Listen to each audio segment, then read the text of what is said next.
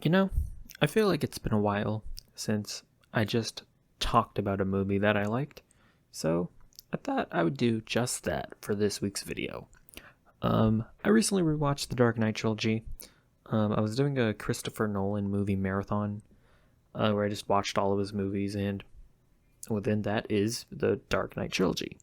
And I kind of came to a realization. The Dark Knight Rises is actually really solid. I remember not really liking it all that much for a really long time, but upon my latest rewatch, I grew to really appreciate the film. First of all, I think the character of Bruce Wayne is at his best in this movie. It's the most I've been invested in the character out of all three Nolan Batman movies. As great as The Dark Knight is, Bruce Wayne isn't really all that interesting in it. Bruce is broken and vulnerable in Rises. He's given up the cowl for the good of his city, but he himself hasn't really moved on. Like, I genuinely really felt for the character in this movie. He feels very human. I really like seeing how the consequences of the decision that Bruce and Jim make at the end of The Dark Knight has, resulted in the city being a better place, but that lie has been eating away at them for, the 8 years since the end of The Dark Knight and the beginning of The Dark Knight Rises. I also really like Bane. I think Tom Hardy is fantastic in the role. I love the voice, by the way. I personally like the voice. You think the darkness is your ally? I was born in it, molded by it. I'm definitely really good at impressions. Please don't cyberbully me in the comments. I think, he's obviously very physically imposing. He's very intelligent and calculated. And he's a villain that really feels like the culmination of what the first two films built up. He returns to execute the vision of Ra's al Ghul, and he exposes the corruption of the Gotham Police Department. He exposes the lie that Jim told at the end of The Dark Knight. He revealed that all the peace that the city was enjoying was based on something that just wasn't true. He topples the house of cards that Batman and Jim have built up.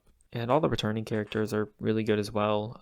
Gary Oldman is fantastic again as Commissioner Gordon. Like I mentioned before, the guilt felt by Gordon is really powerful, and I think Gary Oldman portrays that really well. Michael Caine is still fantastic as Alfred. You really feel how much, just how much he wants a better life for Bruce. And the scenes between Alfred and Bruce in this movie are heartbreaking. And, again, you just really feel for the characters. They feel really human and raw in this movie. Lucius Fox, he doesn't really get much to do, but Morgan Freeman is still really good in the role. I also, by the way, I also just really like Cillian Murphy as Scarecrow. He's just so smarmy, and and I love it.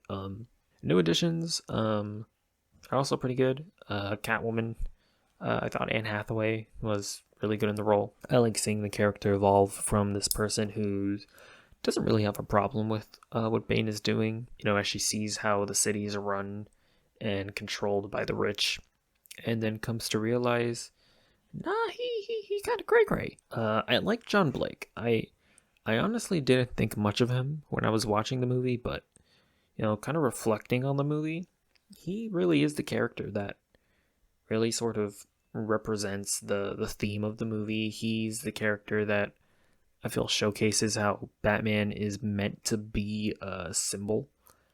He uses the symbolic nature of Batman to keep people hopeful.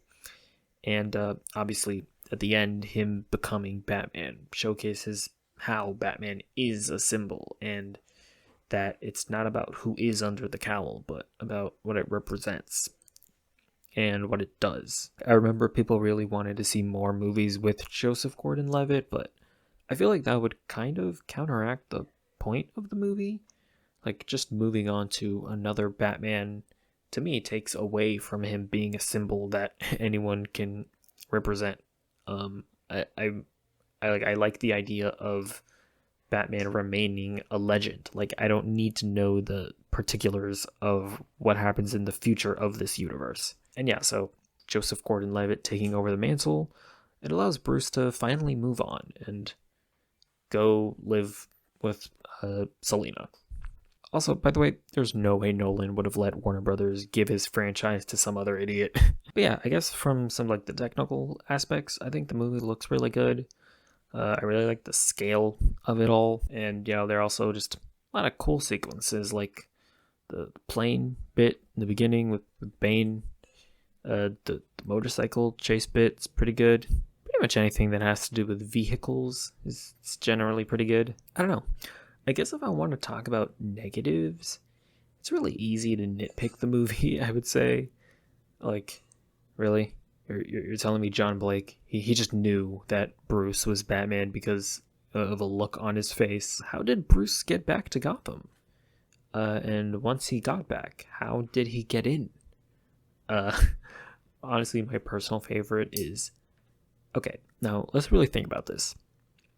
How did Bruce get the gasoline all over the bridge in order to make that, like, burning bat symbol? Like actually, how did he do that? Like, that's, to me, that's the most ridiculous one. That's the most, like, ridiculous plot hole in the movie. And I know there are more of them, but these are the ones that I could catch on my rewatch. But to be honest, I kind of just don't care about these plot holes. Like, I think the rest of the movie is so well done that I'm personally able to look past a lot of this stuff. Although I do think it is valid for people to be more to take these more into account, because these movies are supposed to be like quote unquote realistic superhero movies, and Nolan is known for meticulously crafting his movies, and it feels like he kind of just went, who cares, with Rises. But again, I'm personally able to look past it because the good in the movie outweighs the nonsensical parts. I very much think the strength of this movie is its characters.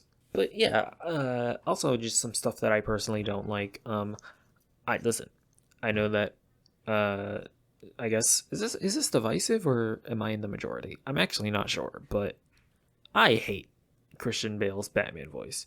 It's so stupid. Like, when you're trying to make when you're trying to make like a superhero movie and try to have people take it seriously, like take the genre seriously, you can't do a better voice than that.